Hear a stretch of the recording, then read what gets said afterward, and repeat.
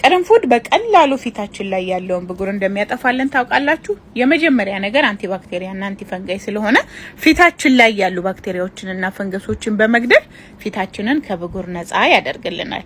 ሲቀጥል ግን ፊታችሁ ላይ ወዛም የሆነ በጣም በተለይ ብዙ ጊዜ ብጉር የሚስተዋለው ወዛም የሆነ ፊት ላይ ስለሆነ በቀላሉ ፊታችን ላይ ወይም ቆዳችን ላይ ያለውን ኦይል ባላንስ የማድረግ አቅም አለው።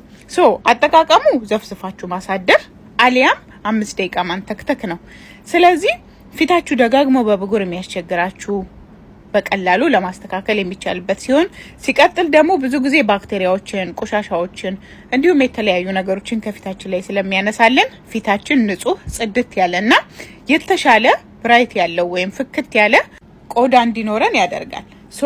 ማታ ማታ ተቀብታችሁ ጠዋት መታጠብ ከፈለጋችሁ በጥጥ ነክራችሁ መቀባት ትችላላችሁ።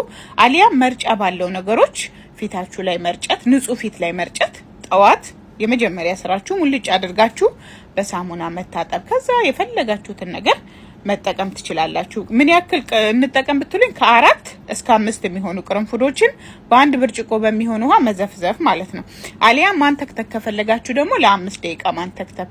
ስለዚህ በጣም እንደምትወዱት እርግጠኛ ነኝ። ተጠቀሙበት። ጥሩ ለውጥ ታገኙበታላችሁ። ማክሲማም 2 ሳምንት 3 ሳምንት